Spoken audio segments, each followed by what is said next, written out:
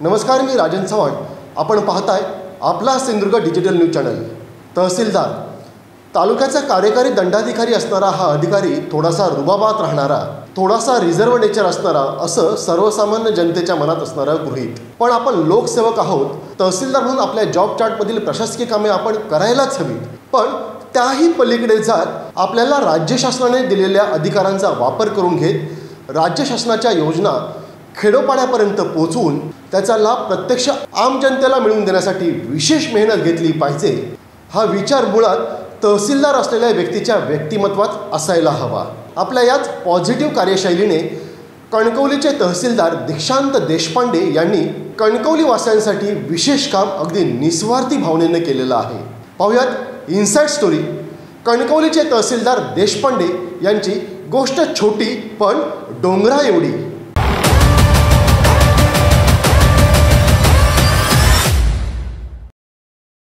राज्य शासनाच्या जनतेच्या कल्याणकारी विविध योजना आहेत, परंतु दुर्दैवानं त्यातील काही योजना या जनतेपर्यंत पोहोचतच नाही. त्यांना त्याची तसूभरही माहिती नसते. शासन आपल्या परीने होर्डिंग्स, न्यूज चॅनल तसेच ST वरील पेंटिंगच्या माध्यमातून आणि अन्य पर्यायातून जनतेला आवाहन करत असतं की ह्या योजना आहेत, यांचा आपण लाभ घेऊ शकता. पण त्याकडे म्हणावे तसं जनताच लक्ष देत नाही. त्याचाच परिणाम म्हणून पात्र असणाऱ्या लाभार्थ्यांना सुद्धा त्या योजनांचा लाभ मिळत नाही. राष्ट्रीय कुटुंब लाभ योजना अशीच एक दुर्लक्षित योजना.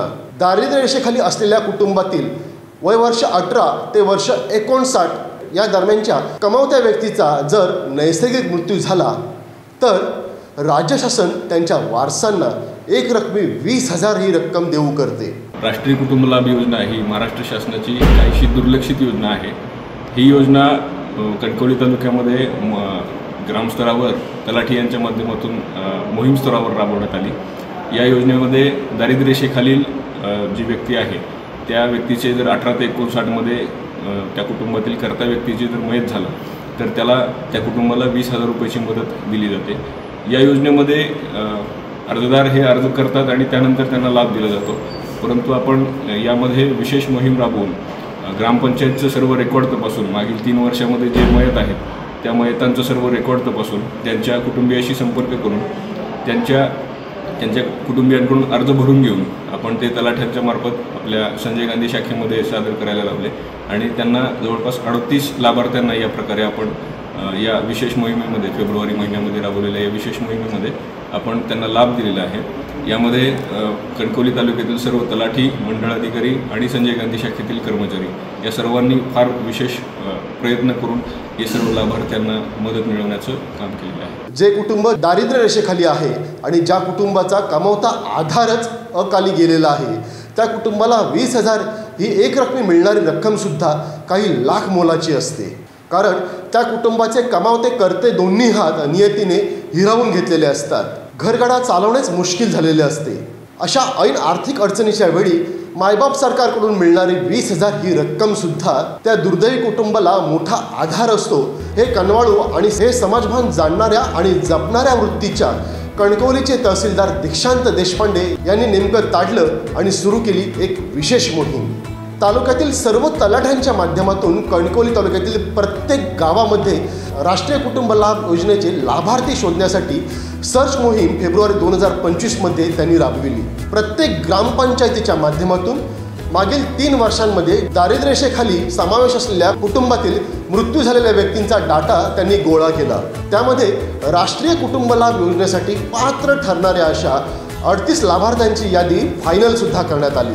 या मयत व्यक्तींच्या वारसांना प्रत्यक्ष भेटून प्रस्ताव पूर्ततेसाठी लागणारी आवश्यक कागदपत्रांची जोडणीसुद्धा त्या गावच्या तलाठ्यांनी केली. हे इथं विशेष आहे. त्यानंतर परिपूर्ण प्रस्ताव जे आहेत ते कणकवली तहसीलदार कार्यालयातील संजय गांधी योजना शाखेमध्ये सादर करण्यात आले.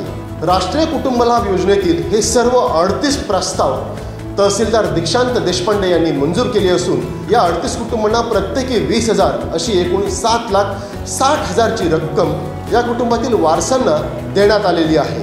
या मोहिमेमध्ये कणकवली तालुक्यातील सर्व तलाट्यांसोबतच सर्व मंडळ अधिकाऱ्यांनी सुद्धा फील्ड वर्क करताना मेहनत घेतलेली आहे. बरं, एवढं करत असताना तलाठ्यांनी आपलं दैनंदिन कामकाज सुरळीतपणे सांभाळत ही विशेष मोहीम फत्ते केली हे इथं नमूद करावं लागेल. संजय गांधी योजनेचे नायब तहसीलदार गंगाराम कोकरे यांनी प्रस्ताव त्रुटीपूर्ततेसाठी मेहनत घेतली.